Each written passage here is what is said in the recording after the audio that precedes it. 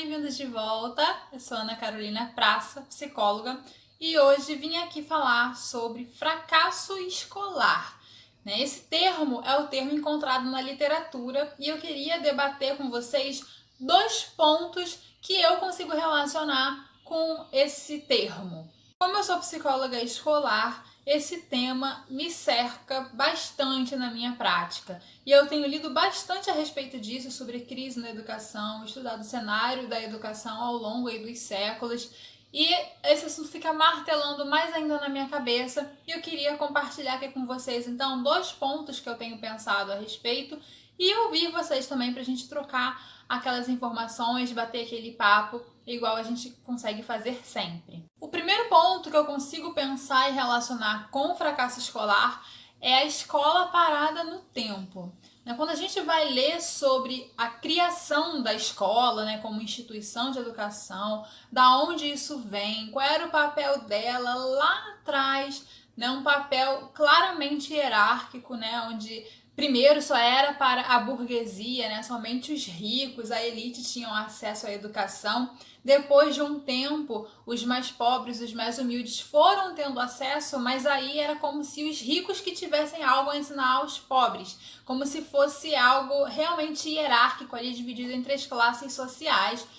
E o padrão disso, era na oratória, depois vieram os livros didáticos. O que acontece é que hoje em dia as nossas crianças, nossos adolescentes, eles estão aqui, igual eu tô falando com vocês. Eles estão assistindo vídeos na internet, eles estão participando de fóruns, de grupos, tudo virtual, tudo a um clique de distância. Ele está lendo um texto que ele não sabe o que significa uma palavra, por exemplo, ele abre outra aba e já pesquisa o que significa. E aí, no meio do que ele está lendo lá do dicionário virtual, se tem algum outro assunto que faz ele lembrar, isso aqui me faz pensar em tal coisa, ele já abre outra aba e já pesquisa. Então, o ensino hoje em dia, a educação hoje em dia, ainda é padronizada, linear, com início, meio e fim. E os nossos jovens, as nossas crianças, eles não estão mais funcionando dessa forma. Eles estão funcionando de uma forma não linear. Eles não têm mais o início, meio e fim naquele quadrado, aquele retângulo, de história, por exemplo, onde a história começa a ser desenvolvida, vai para o ápice e chega a uma conclusão. É algo não linear agora que eles estão procurando e que tem prendido a atenção deles.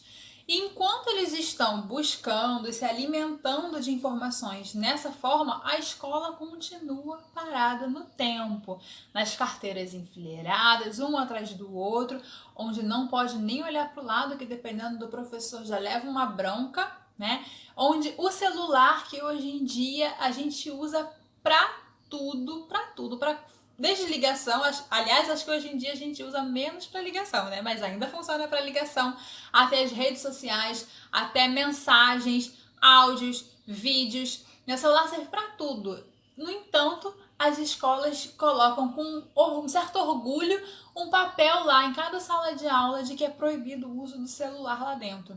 Por que a gente não torna, então, a tecnologia nossa aliada? A tecnologia ela não precisa ser a vilã. Por que a gente não usa o celular para lançar uma pesquisa em sala de aula e o aluno pesquisar? Ah, Carol, mas aí nem todo aluno pode ter um pacote de dados, Pode ter como fazer essa pesquisa. Aí a gente já consegue pensar em várias opções, Desde a escola, que geralmente tem Wi-Fi, E aí, se for o caso da escola ter Wi-Fi, ceder a senha para aquele momento, e depois também tem outras opções, como trabalhos em grupo, O aluno que tiver como, convida os outros que não tem como, e aí eles pesquisam juntos alguma coisa. Enfim, tem N possibilidades, E isso, na verdade, é só uma ideia. Em muitas escolas tem aulas de informática, mas quando a gente vai ver o que é a aula de informática, é uma aula com início, meio e fim, padronizada, linear. Então, mesmo a aula de informática, que de repente poderia ser a preferida dos alunos por trabalhar com algo de interesse deles, acaba desinteressante por não ser como na metodologia que eles vão aprender, e sim na metodologia que a gente se sente confortável ainda de ensinar.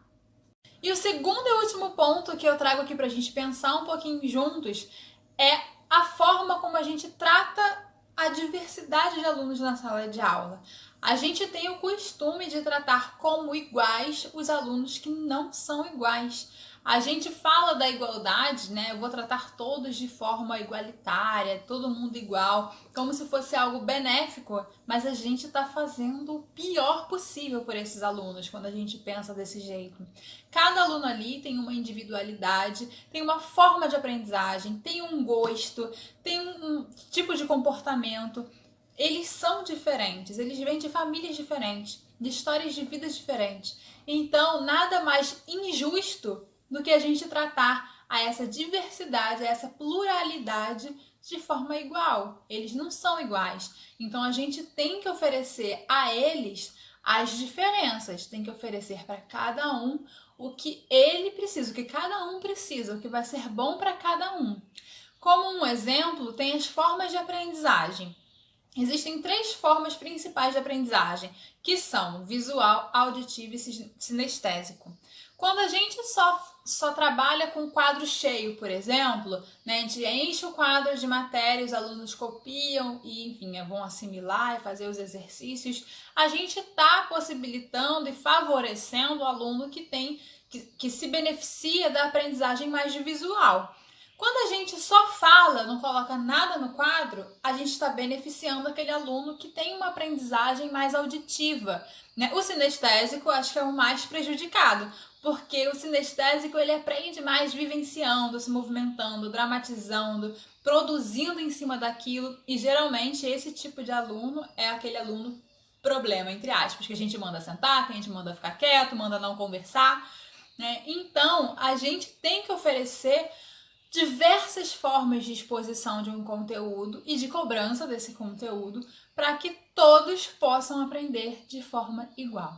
Vocês acham, pergunta para finalizar aqui o vídeo, vocês acham que a maior dificuldade é em termos de infraestrutura, né? Você, professor, a sua escola não oferece essa infraestrutura, ou vocês acham que a maior dificuldade é nossa, da gente modificar a forma que a gente vem reproduzindo a cada ano? Me conta aqui nos comentários ou por direct, enfim, vamos conversar a respeito disso. O que vocês acham? Se vocês não concordam com nada disso que eu falei, me conta também o que vocês acham que está por trás, então, do fracasso escolar. Obrigada pela atenção, um beijo e até o próximo vídeo.